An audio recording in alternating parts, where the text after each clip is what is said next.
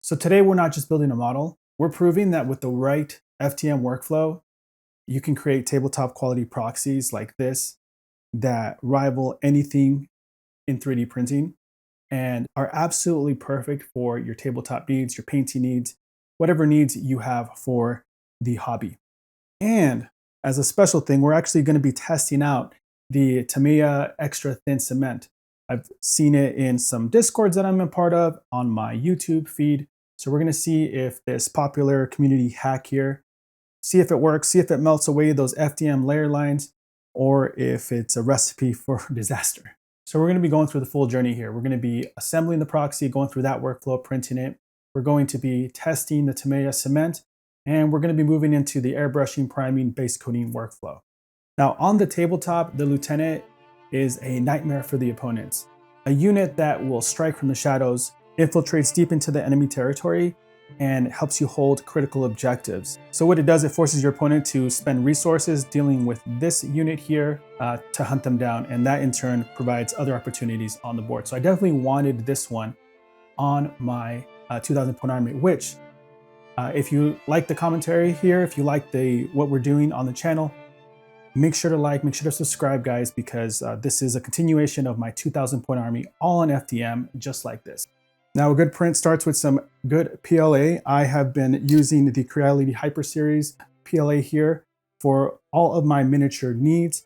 I find that the high speed works great for my workflow, and that's what I'm using. I'll have it linked in the description if you're interested in that through an affiliate link. I do get a little bit of kickback on that, so I appreciate your support.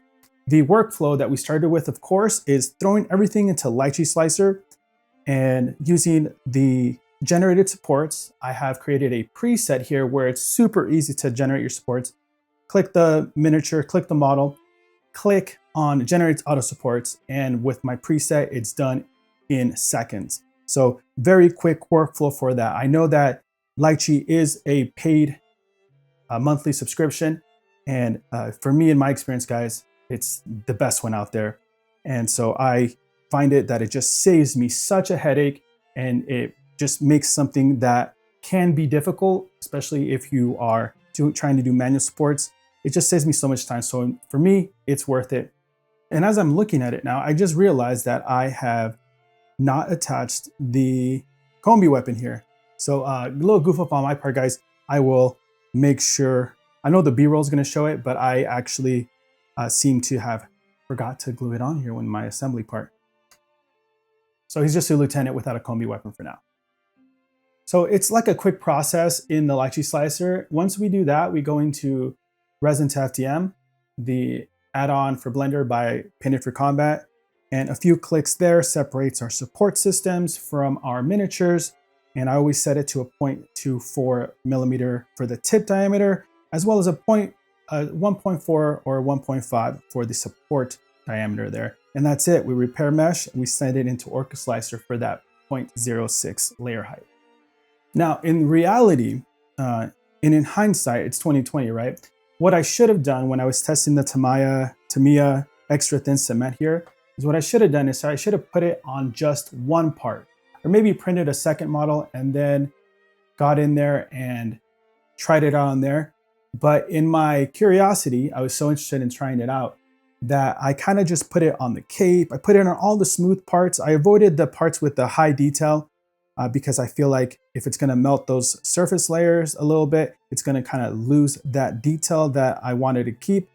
However, I didn't do that. I just threw it on all those parts, like I said.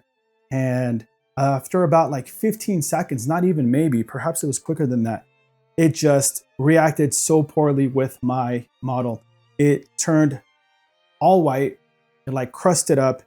It did react with the surface layer, just not in the way that I wanted to. It kind of turned it into this rough, sandy texture on the surface there and completely ruined my print. So lesson learned, apparently this quick cement here with Tamiya does not work well with the Hyper Series from Creality. It could be just this bundle here that I have here, this batch of filament that I have. I will continue to try it with other miniatures. I won't be doing a full miniature. I'll just be doing little prints and trying that out on there. Lesson learned for the future, but it did not work well with my PLA. Now that doesn't mean it won't work. It didn't work with mine. So then my idea was, well, let's just send it through again, but this time I'm not going to print one at a time. Everything had worked great the first time, so I threw everything in at once, and this time I set it to a 0.04 layer height. I really think that if you are not concerned with time, if you just want to get the best quality, I think the biggest difference would be jumping to that 0.04 down from that 0.08. I don't think there's a huge difference in quality when it comes to a 0.08 layer height to a 0.06 layer height, but from a 0.08 to a 0.04, that jump in quality is very noticeable, especially along those flat surfaces as well.